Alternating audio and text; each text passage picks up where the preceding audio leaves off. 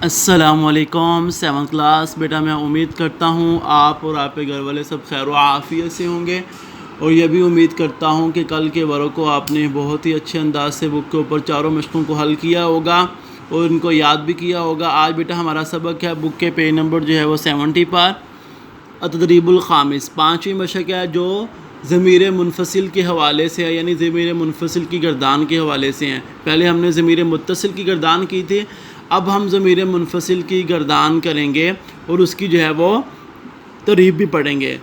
تو تدریب الخامس 5ویں مشق ہے اقرا التصریف التالی للضمائر المنفصلہ ثم اکتب فی کراست بخط جمیل، کہتے ہیں کہ ضمیر منفصل کی جو ہے وہ تعریف کریں، اس کو پڑھیں اور پھر اس کی گردان کو جو ہے وہ خشک خط کر کے کاپی کے اوپر آپ لکھیں۔ تو اس کی تعریف بالکل اس کے مخالف، اس کے متضاد، اس کے اپوزٹ جو ضمیر متصل کی گردان، ضمیر متصل کی تعریف تھی۔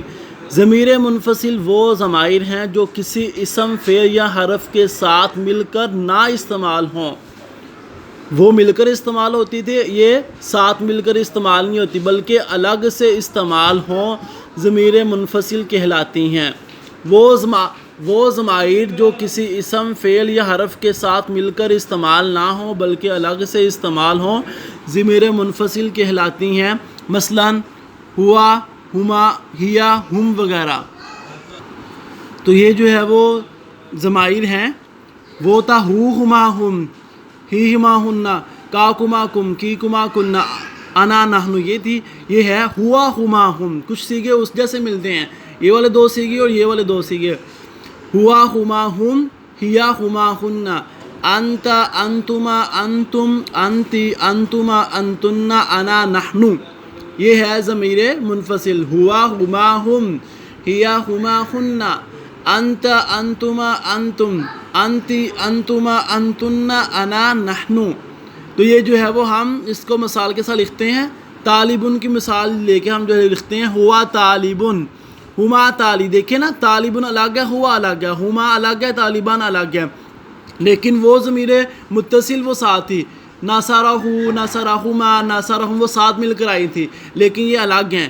ہوا طالبن، ہما طالبانی، ہم طالبون، ہیا طالبۃ، ہما طالبتانی، ہن طالبات، انت طالب، انتما طالبانی، انتم طالبون، انتی طالبۃ، انتما طالبتانی، انتن طالبات، انا طالب، یا طالبات، نحن طالبون، یا طالبات۔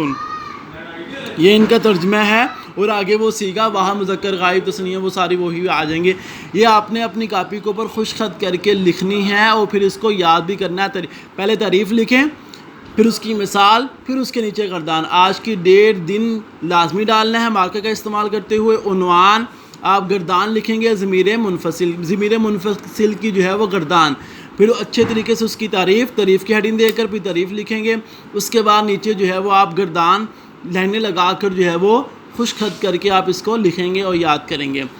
اس سے آگے ہے تدریب السادس، چھٹی تدریب ہے ترجم الجمل التالیہ الی الاردیہ کما فی المثال، کہتے ہیں ان جملوں کا جو ہے وہ اردو میں ترجمہ کریں اور جیسا کہ مثال میں کیا گیا ہے۔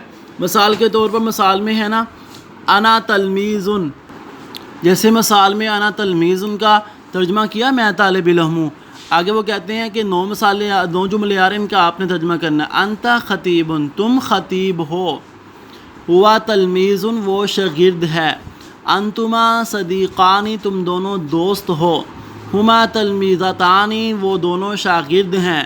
انتما مسلمتانی، تم دونوں عورتیں مسلمان ہو۔ ہن صادقات، وہ سب سچی ہیں۔ ہیا معلمات، وہ ایک استانی ہے۔